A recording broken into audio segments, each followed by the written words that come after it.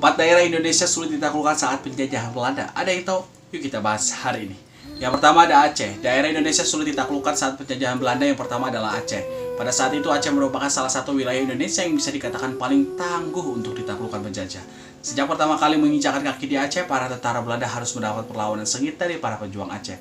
Alhasil mereka baru bisa menguasai sebagian Aceh di tahun 1912 dan setelah itu Aceh yang sudah lemah dikuasai sepenuhnya sejak tahun 1914. Tapi karena perlawanan kecil-kecilan masih terus terjadi hingga para tentara Belanda kehabisan tenaga dan sumber daya. Yang kedua ada Nias. Nias termasuk daerah Indonesia susah ditaklukkan saat penjajahan Belanda.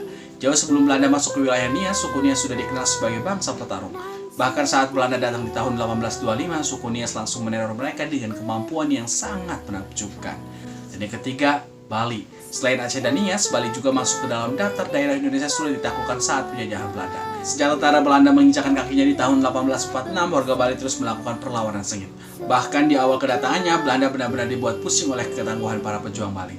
Tidak mau kehilangan muka, penjajah Belanda melancarkan strategi kotor yang selama ini berhasil digunakan untuk menaklukkan sebagian besar wilayah Indonesia, yakni strategi adu domba. Strategi kotor inilah yang membuat para pejuang Bali menjadi lengah.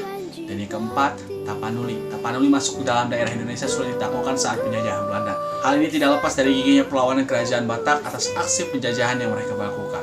Perang melawan penjajah yang dimulai sejak tahun 1878 ini baru berakhir di tahun 1907. Setelah Raja Sisingamang Raja 12 berhasil dikalahkan penjajah dengan perlawanan sengit. Sang raja gugur bersama pasukannya setelah menjalani pertempuran sengit dan brutal demi mempertahankan kawasan Tapanuli dari gempuran penjajahan Belanda kala itu.